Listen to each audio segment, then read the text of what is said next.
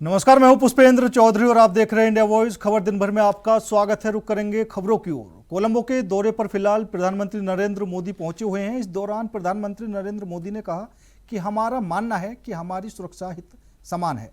दोनों देशों की सुरक्षा एक दूसरे से जुड़ी है और एक दूसरे पर निर्भर है। भारत के हितों के प्रति उनकी संवेदनाओं के लिए मैं राष्ट्रपति दिशानायके का आभारी हूं।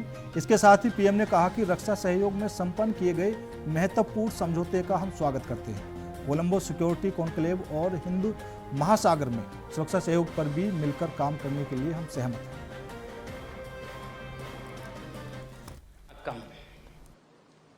आज राष्ट्रपति दिशानायक द्वारा श्रीलंका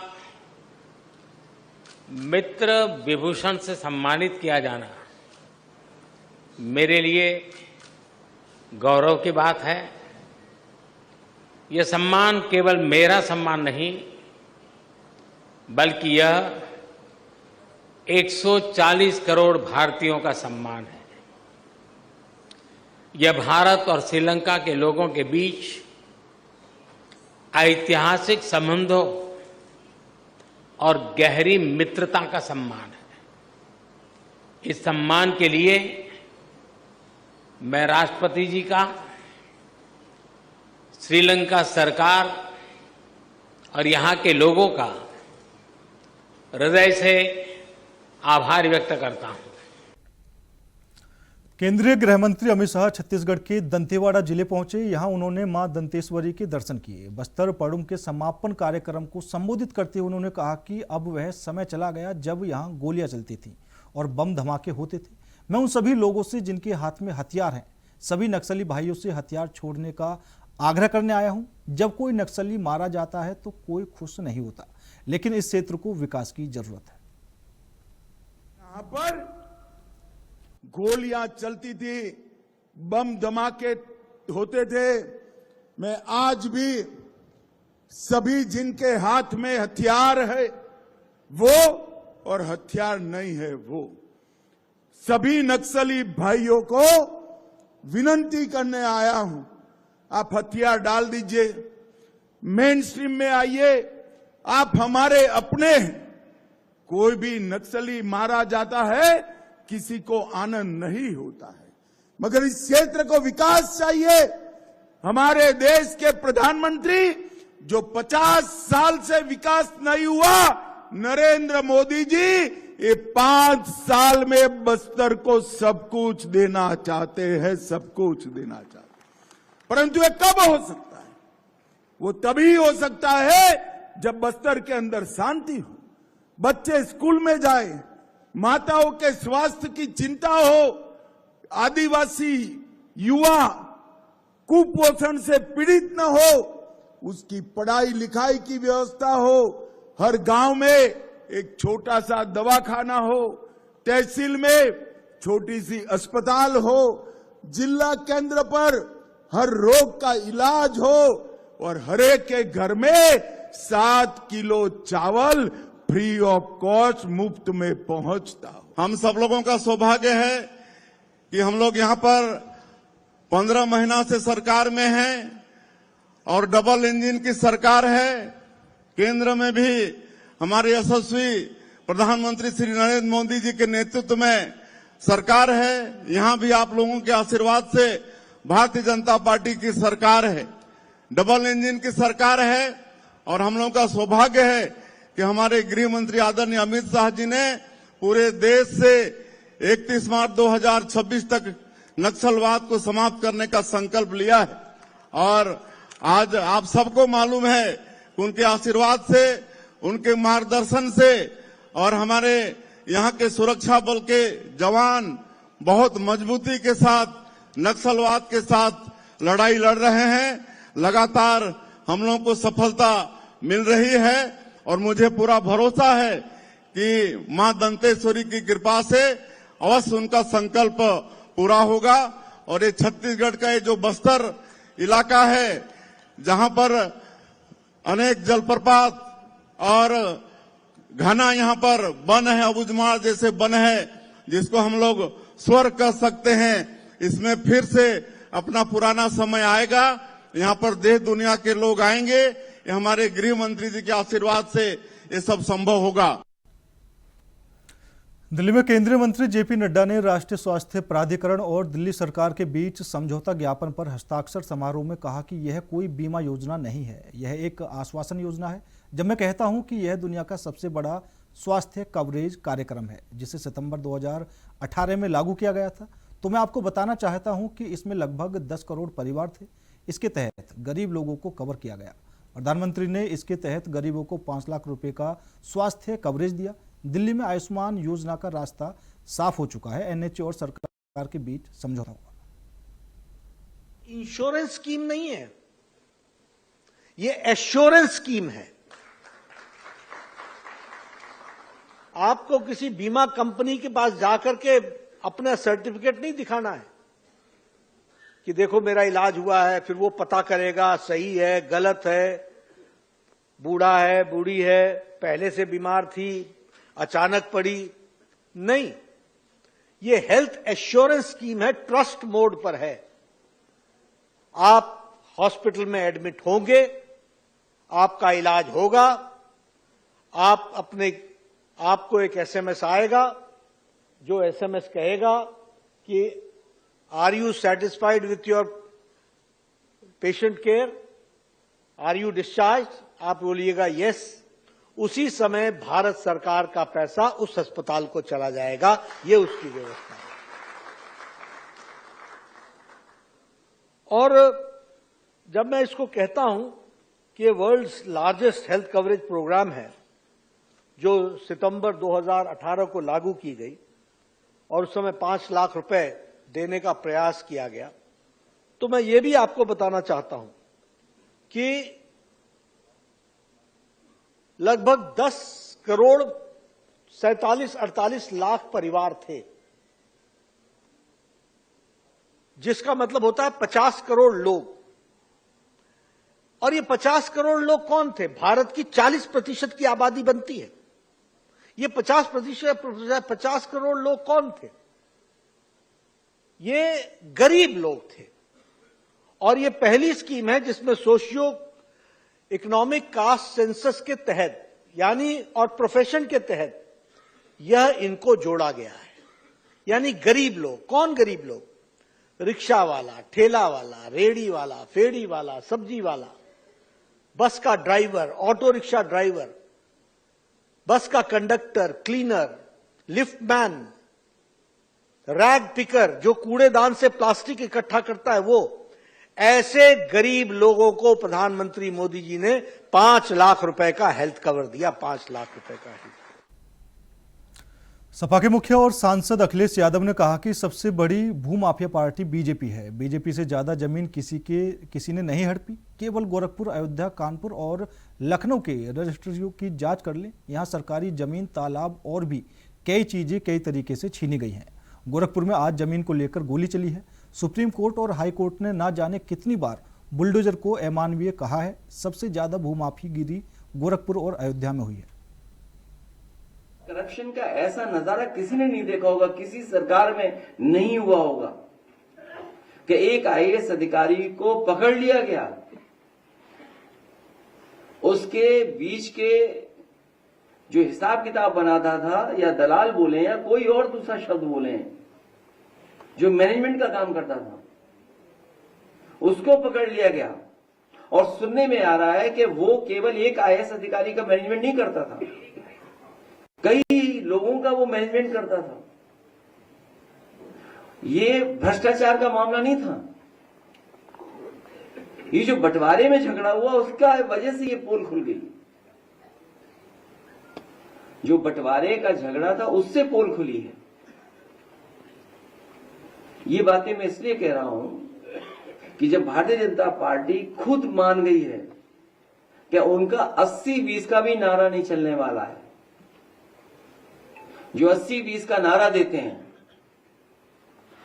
46 में 56 बोलने वालों से मैं पूछना चाहता हूं कि जो 80-20 का नारा है, हम लोग 80 में आते हैं कि 20 में आते हैं?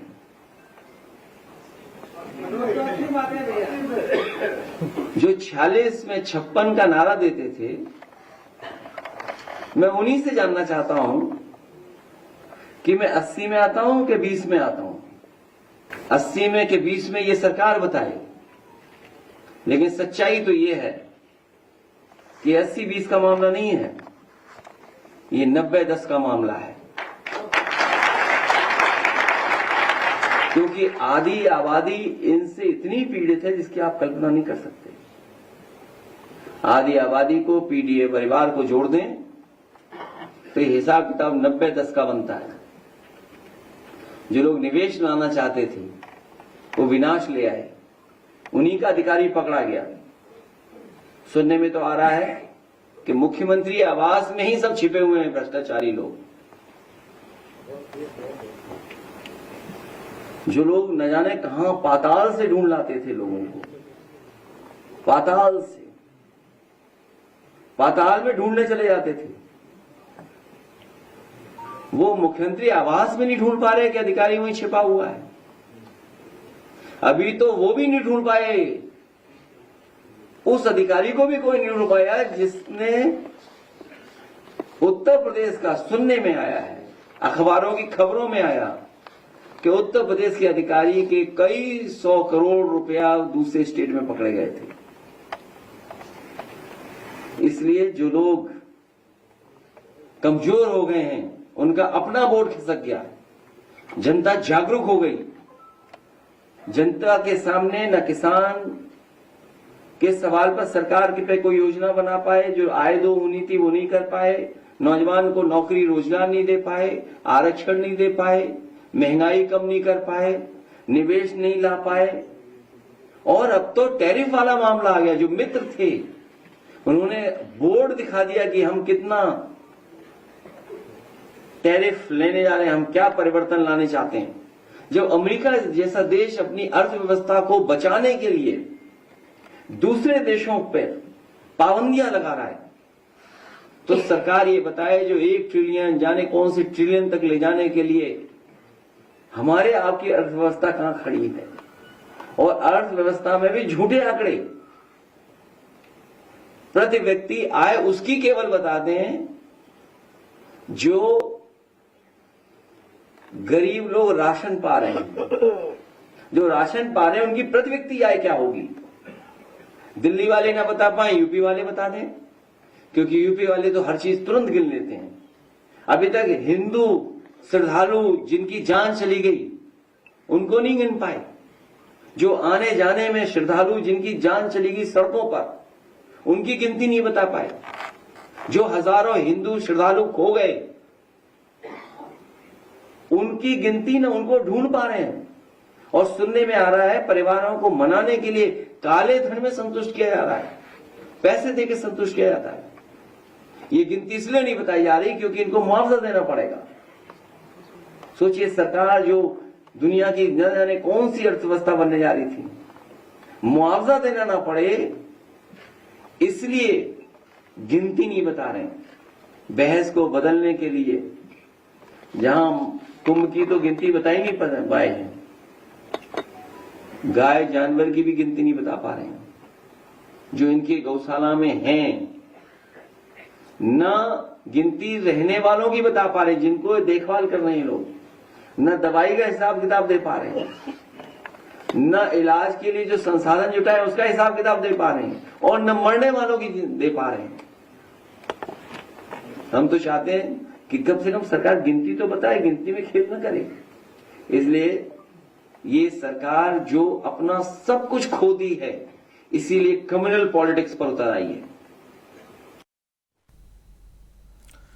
30 अप्रैल से शुरू हो रही चारधाम यात्रा में आने वाले श्रद्धालुओं को ज्यादा से ज्यादा सुविधाएं मिले, इस पर गढ़वाल आयुक्त विनय शंकर पांडे का खास फोकस बना हुआ है, जिसको लेकर गढ़वाल आयुक्त विनय शंकर पांडे ऋषिकेश स्थित बस ट्रांजिट कंपाउंड पहुंचे। यहाँ उन्होंने गढ़वाल के तमाम डीएम, एसएसपी और अन्य विभागों के अधिकारियों के साथ चारधाम यात्रा की तैयारी को लेकर बैठक की। बैठक में गढ़वाल आयुक्त ने अब तक की हुई तैयारियों का फीडबैक लिया। फीडबैक में ज़्यादातर व्यवस्थाएं दुरुस्त होने की जानकारी मिली। कुछ व्यवस्थाओं में कमी होने की जानकारी मिलने पर गढ़वाल आयुक्त ने नाराजगी जताई और उन्होंने संबंधित अधिकारियों को 25 अप्रैल तक सभी व्यवस्थाएं दुरुस्त करने के लिए फिर से निर्देशित किया। यात्रा को लेकर हमारी पहली बैठक फरवरी मंथ में हुई थी और वैसे इस यात्रा की तैयारी हम लोगों ने जैसे ही लास्ट ईयर की यात्रा समाप्त हुई थी उसके तुरंत बाद शुरू कर दी थी और माननीय मुख्यमंत्री जी के स्तर से भी 2 बैठकें इसमें हो चुकी हैं, मुख्य सचिव स्तर पे हो चुकी हैं, मेरे स्तर पर ये सेकंड बैठक थी और पहली बैठक में जो काफ़ी विस्तृत हुई थी और आज भी हुई है, सभी विभागों को जो इंस्ट्रक्शंस दिए गए थे उसका फॉलोअप लिया गया कि क्या क्या तैयारियां हो गई हैं। जहां तक एक अच्छी यात्रा को, एक सुगम यात्रा को बनाने के लिए जो मूलभूत चीज़ें होती हैं, एक तो रोड की कनेक्टिविटी, रोड अच्छी हालात में हो, लोगों को रुकने का स्थान उपलब्ध हो, पार्किंग की व्यवस्था अच्छी हो, शुद्ध पेयजल मिले, टॉयलेट्स की पर्याप्त संख्या हो, इन सभी को रिव्यू कर लिया गया है और काफ़ी अच्छी मेहनत की है हमारे जनपद स्तरीय अधिकारियों ने। इन सारी व्यवस्थाओं को परिपूर्ण कर लिया गया है। जहाँ जहाँ रोड्स में कुछ काम बचे हैं, 25 अप्रैल तक सारे काम पूरे कर लिए जाएंगे। इन केस ऑफ इमरजेंसी हमारी होल्डिंग एरिया भी ऑलरेडी आइडेंटिफाइड है, निःशुल्क व्यवस्था भी है, सशुल्क भी है। जो अफोर्ड नहीं कर सकते उनको निःशुल्क रहने की और भोजन की व्यवस्था भी की जाएगी। यात्रा की संख्या को लेकर कोई प्रतिबंध नहीं है। मुख्यमंत्री जी का बड़ा क्लियर निर्देश है। माननीय मुख्यमंत्री जी ने कहा है कि जो भी उत्तराखंड आएगा चारधाम यात्रा के लिए, उसको जरूर दर्शन के अवसर मिलेंगे, वो दर्शन करेंगे और उस हिसाब से हम लोगों ने तैयारियां की हैं। इस बार आधार से इसको लिंक कर दिया गया है और उसके ऑथेंटिकेशन के बाद ही रजिस्ट्रेशन हो रहे हैं। रजिस्ट्रेशन बहुत अच्छी गति से चल रहे हैं।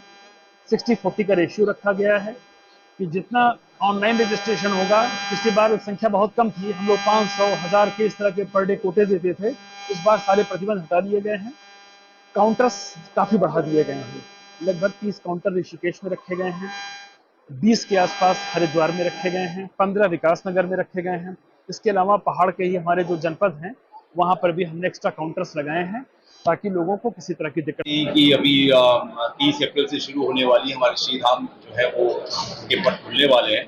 उसमें विशेष पुलिस व्यवस्था की गई है। विशेष ट्रैफिक प्लान को इस बार हम लागू करेंगे। साथ साथ 2 इनोवेशंस जो हैं उसको हमने इस बार चारधाम यात्रा में हमने किया है, जिसमें कि प्रत्येक जो हमारे श्रीधामों की यात्रा रूट है उसको, पूरे रूट को हमने 10-10 किलोमीटर के सेक्टर्स में बांटा है, जिसके कंसर्निंग उसमें एक SI रैंक के अधिकारी रहेंगे, उस सेक्टर प्रभारी। साथ साथ उस बीट में हमारी मोबाइल पेट्रोलिंग टीम रहेगी, जो पूरे यात्रा पे अपने सेक्टर्स में बीट पे भ्रमण करते हुए ट्रैफिक मैनेजमेंट करेंगे। साथ साथ कोई भी ऐसी कोई आपात स्थिति किसी तीर्थाटू को अगर लगती है तो उसको केटर करेंगे और उसका रिस्पॉन्स टाइम कम करेंगे। हमने एक अपना कंट्रोल रूम रेंज कार्यालय में बनाया है जो कि 24/7 काम करेगा, जो कि प्रत्येक स्थिति पे नजर रखेंगे। जैसे कि आपका ट्रैफिक का है, जाम की समस्या है, डाइवर्जन है, या रजिस्ट्रेशन काउंटर्स पे अगर भीड़ हो रही है तो उसको किस तरह से मैनेज करना है। होल्डिंग एरियाज जो हमने हरिद्वार में, ऋषिकेश में, विकासनगर, हरदरपुर में बनाए हैं, वहां पर की स्थितियों पे हम लोग उसको राउंड द क्लॉक उसको वॉच रखेंगे। इसमें एक डेडिकेटेड एडिशनल SP रैंक के अधिकारी रहेंगे, डिप्टी SP रैंक के अधिकारी रहेंगे।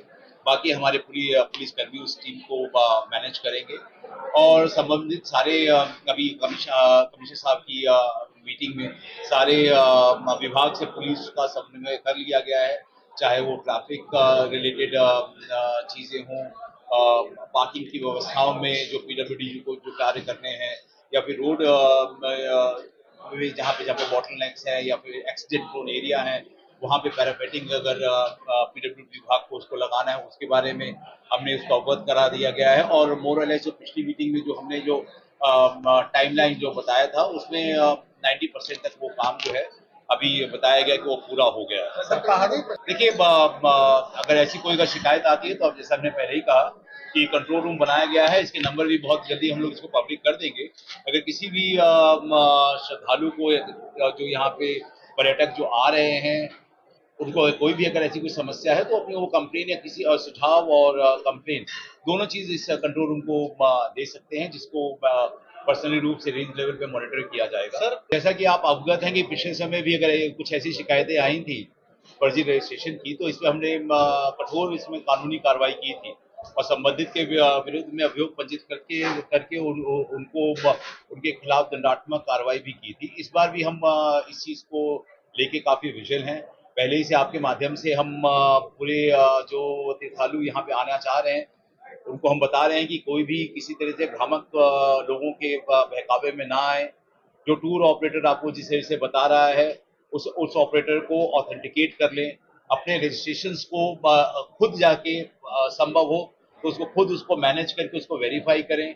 साथ साथ अगर आपको कहीं पे भी कोई चीज अगर ऐसी गड़बड़ लगती है तो उसकी तुरंत सूचना जो है हमारे जो भी रजिस्ट्रेशन काउंटर में जो पुलिसकर्मी है, हमने वहां पे सादे में भी पुलिसकर्मी को तैनात कर रखा है, तो उनको ये सूचना है वो दे सकते हैं। दिल्ली की मुख्यमंत्री रेखा गुप्ता ने एक बड़ा ऐलान किया है। अब राजधानी को मिलेंगे 24 अधूरे अस्पतालों का इलाज और 400 नए आयुष्मान आरोग्य मंदिर का तोहफा। राष्ट्रीय स्वास्थ्य प्राधिकरण और दिल्ली सरकार के बीच हुए समझौता ज्ञापन पर हस्ताक्षर समारोह में मुख्यमंत्री ने साफ किया कि पिछली सरकारों ने जो अस्पताल अधूरे छोड़े उन्हें अब दिल्ली सरकार पूरा करेगी और इसके लिए बजट में 1000 करोड़ रुपए का विशेष फंड भी तय किया गया है। साथ ही केंद्र सरकार को धन्यवाद देते हुए उन्होंने बताया कि दिल्ली में 400 नए स्वास्थ्य और कल्याण केंद्र आयुष्मान आरोग्य मंदिर के नाम से शुरू किए जाएंगे, जो राजधानी की सेहत सुधारने की दिशा में सबसे बड़ा कदम साबित होगा। 24 नए अस्पताल जो कि पिछली सरकारों ने अधूरे छोड़ दिए थे, उन्हें हम पूरा करेंगे और उसे पूरा करने के लिए भी हमने 1000 करोड़ रुपए का फंड दिल्ली सरकार के बजट में रखा, जिसके कारण से लगभग 17,000 नए बेड दिल्ली में लग पाएंगे। 400 नए हेल्थ एंड वेलनेस सेंटर जो कि आयुष्मान आरोग्य मंदिर के नाम से दिल्ली में शुरू किए जाएंगे। इसके लिए भी मैं केंद्र की अपनी सरकार का बहुत बहुत धन्यवाद करती हूं। आज माननीय प्रधानमंत्री नरेंद्र मोदी जी के नेतृत्व में दिल्ली की डबल इंजन की सरकार एक नई स्वास्थ्य क्रांति की शुरुआत कर रही है, जो देश के हर कोने में सबका साथ, सबका विकास और सबका विश्वास और सबका प्रयास भावना को और अधिक मजबूत करने वाली है। आइए हम सब मिल करके इस मिशन को सफल बनाएं। एक ऐसी दिल्ली जो स्वस्थ हो, सशक्त हो और समृद्ध हो। एक बार हम सब मिलकर के बोलेंगे भारत माता की। और विकसित भारत और विकसित दिल्ली के लिए इस स्वास्थ्य योजना का लाभ रहेगा। आप सबको बहुत बधाई, पूरी दिल्ली को बधाई देती हूं, सभी नागरिकों को बधाई देती हूं। फिलहाल मेरे साथ इस बुलेटिन में इतना ही। बाकी देश और दुनिया की तमाम खबरों के लिए देखते रहिए इंडिया वॉइस।